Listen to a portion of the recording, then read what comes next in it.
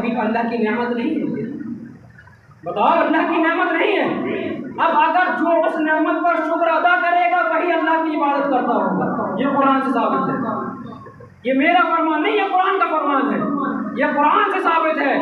رب تعالیٰ نے فرمایا وَاشْكُرُوا نِعْمَتَ اللَّهِ، میری نعمت کا شکر ادا کرو، إِن كُنتُمْ إِيَّاهُ تَعْبُدُونَ، اگر تم میری عبادت کرتے ہو تو معلوم پڑا کہ ہم ایک رب کی عبادت کرتے ہیں، اس لیے نبی کا میلاد بناتے ہیں، اس لیے نبی کا میلاد بناتے ہیں۔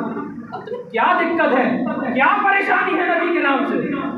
مطلب عجیب کشمکش کا عالم ہے۔ انسان کہتا ہے کہ وہ ہماری طرح ہے، تم ان کی طرح ہو، تمہاری کیا حیثیت ہے، تمہاری کیا اوقات ہے تم ان کو اپنے آپ اپنی طرح کہو؟ تمہارا کلمہ ان کی طرح نہیں ہے، تم کلمہ کیسے پڑھتے ہو؟ لا الہ الا اللہ محمد رسول اللہ صلی اللہ تعالی علیہ وسلم۔ میرے آقا کا کلمہ کیا تھا؟ لا الہ الا اللہ انا رسول اللہ، لا الہ الا اللہ انا رسول اللہ، یعنی اللہ کے سوا کوئی معبود نہیں اور میں اللہ کا رسول ہوں۔ جب تمہارا کلمہ رسول کی طرح نہیں ہے تو تم رسول کی طرح کیسے ہو سکتے ہو؟ جب تمہارا کلمہ رسول کی طرح نہیں ہے تو تم رسول کی طرح کیسے ہو سکتے ہو؟ اب مسئلہ کیا کھڑا ہوتا ہے؟ جن حدیثوں کا حوالہ دو، جن کے ان کو مطلب بتاؤ کہ اس میں ایسا لکھا ہے کہ حدیثیں ضعیف ہیں، ان کا کوئی مطلب نہیں، ان کو مانا نہیں جائے گا۔ اچھا میں نے کہا کسی کو تو مانتے ہو گے، کسی کو تو مانتے ہو گے؟ نہیں، اللہ کے علاوہ کسی ذات کو نہیں مانتے، اللہ کے علاوہ کسی کی ذات کو نہیں مانتے۔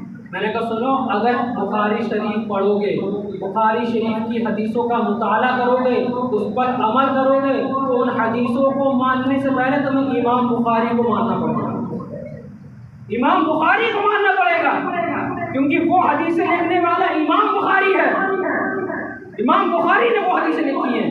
جو کہتے ہیں ہم کسی کو نہیں مانتے، وہ امام بخاری کو مانتے ہیں کیونکہ انہیں بخاری شریف کو ماننا پڑے گا، بخاری شریف کو انہیں ماننا پڑے گا۔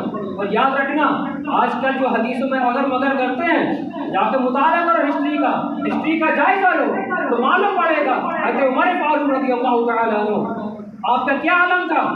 آپ ایک روز بیٹھے تھے، آپ کا بڑا بیٹا حضرت عبداللہ ابن عمر، آپ دونوں آپس میں کوئی مسئلے کے تحت بات چیت کر رہے تھے، مسئلے کے تحت بات چیت چل رہی تھی۔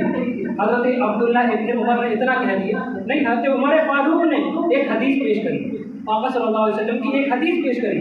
حضرت عمر فاروق کے لڑکے نے صرف اتنا بول دیا کہ ابا جان آپ کی بات درست تو ہے مگر، جملے پر غور کرنا، حضرت عبداللہ ابن عمر نے کیا کہا؟